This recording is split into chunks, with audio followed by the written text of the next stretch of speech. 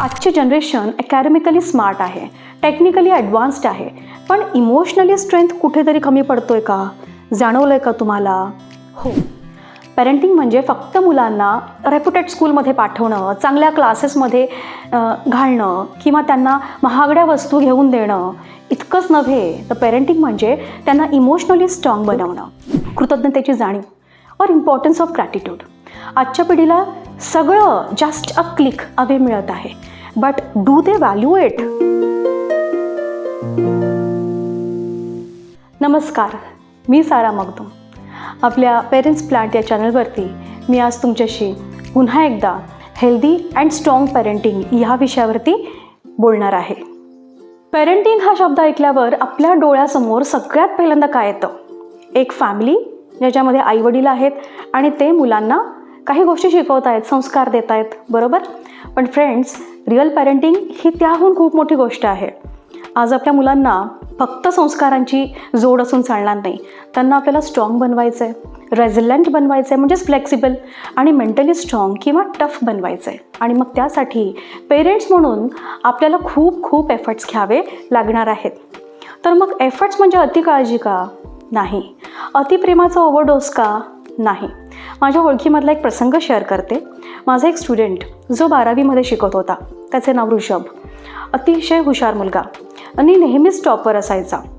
पण एका कॉम्पिटिशनमध्ये अनफॉर्च्युनेटली तो सेकंड आला आणि तो इतका अपसेट झाला की 2 दिवस तो त्याच्या घरामधून बाहेरच पडला नाही.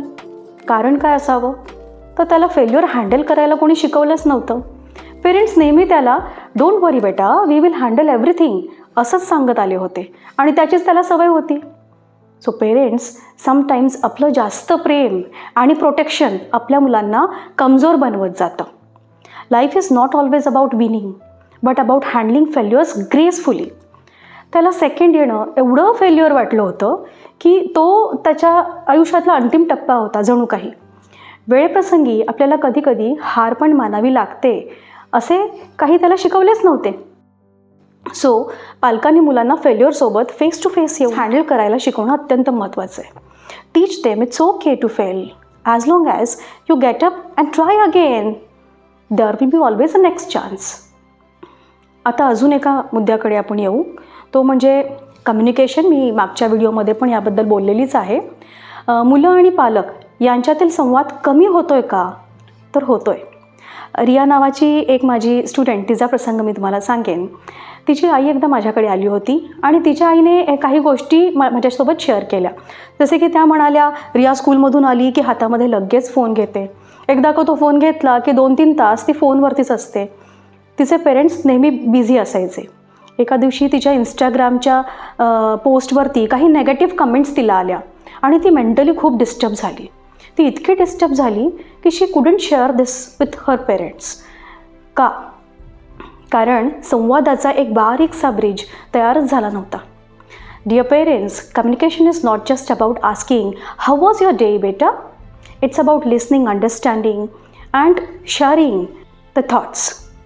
कोणतेही जजमेंट न करता त्यांच्या विचारांना स्पेस देणं फार महत्त्वाचं आहे. डोंट ऑर डू नॉट जज युअर चिल्ड्रन.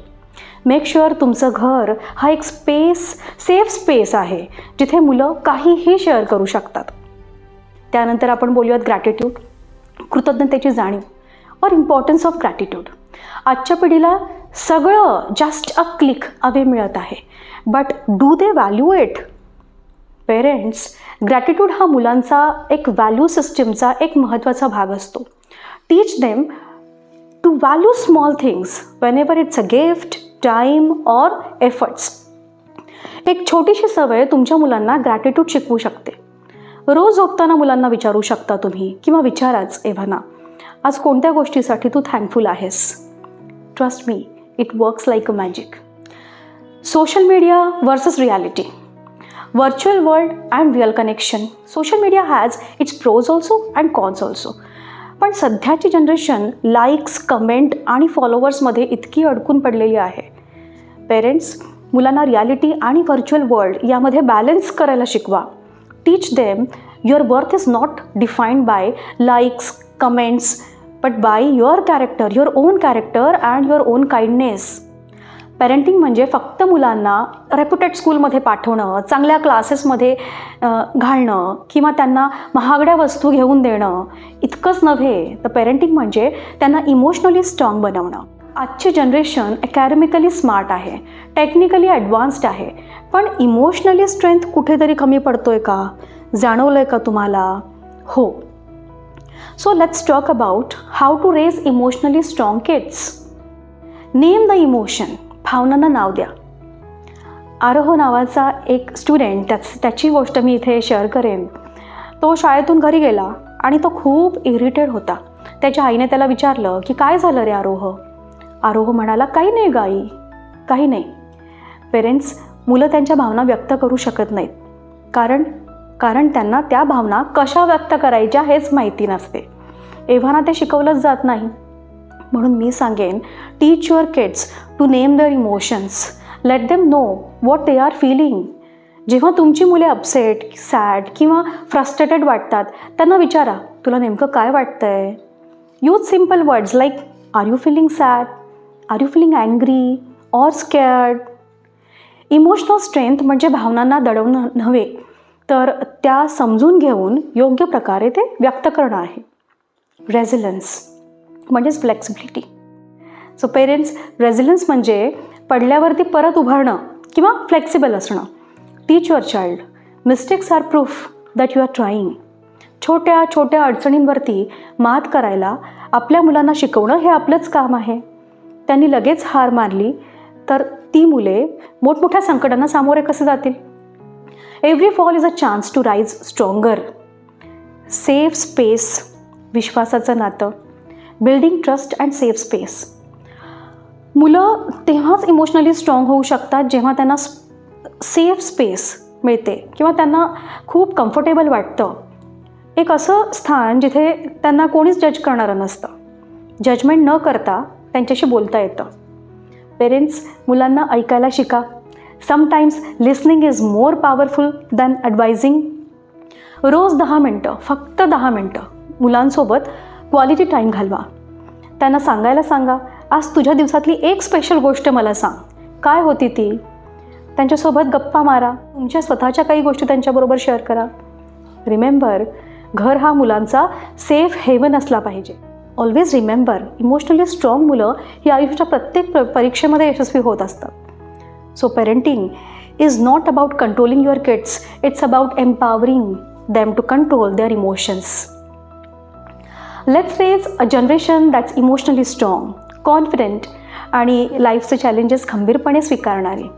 आणि हो, आपल्या मुलांसोबत वेळ घालवा. जितका जास्त क्वालिटी टाईम तुम्हाला देता येईल नक्की द्या.